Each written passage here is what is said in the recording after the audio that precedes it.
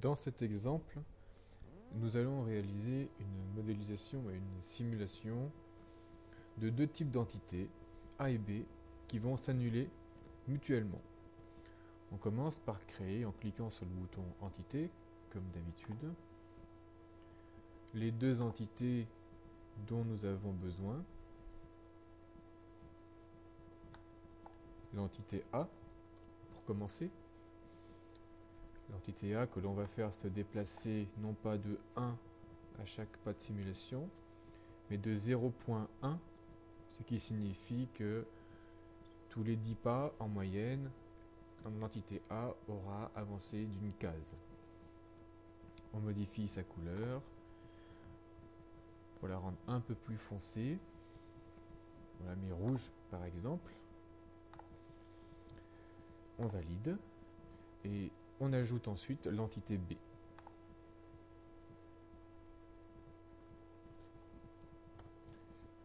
On laisse l'ensemble des caractéristiques par défaut.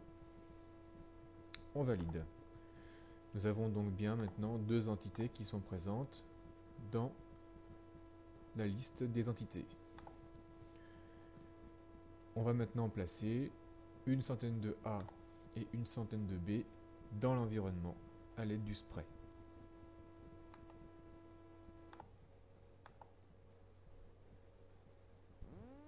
Voilà pour B et voilà pour A. Si on lance la simulation, nous allons voir se diffuser les deux entités avec une vitesse plus grande pour la B, qui est la molécule en bleu ici, et la A est plus lente.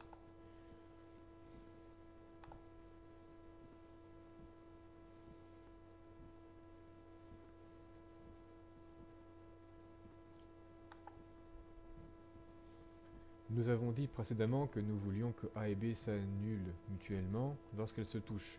Donc nous allons ajouter un nouveau comportement qui va nous permettre de dire que si A rencontre B, alors les deux disparaissent. On clique sur le bouton comportement. On ajoute un comportement de type réaction.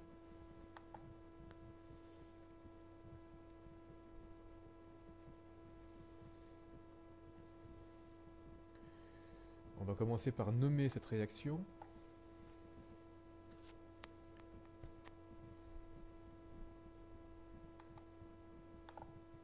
Appelons-la par exemple collision.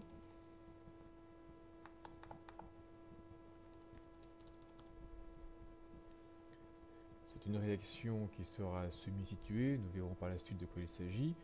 La probabilité est égale à 1, signifie que dès qu'elles vont se toucher, les deux éléments A et B vont disparaître.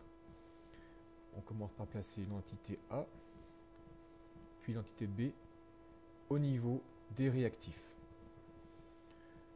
Au niveau des produits, eh bien, on laisse l'ensemble des champs vides, puisque nous ne voulons justement aucun produit lorsque A rencontre B.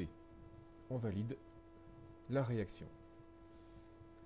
Nous avons maintenant le comportement de collision en plus des entités. Lançons maintenant la simulation.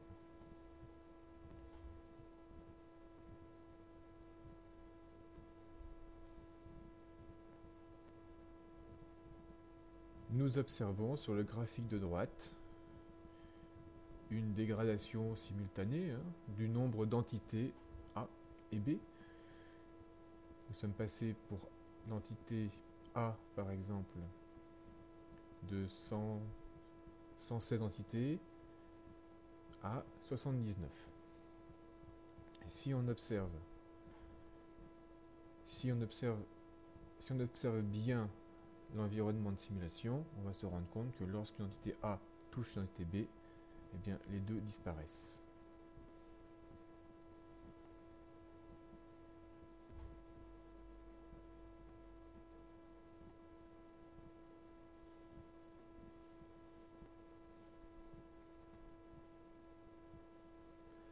Fin de ce second tutoriel.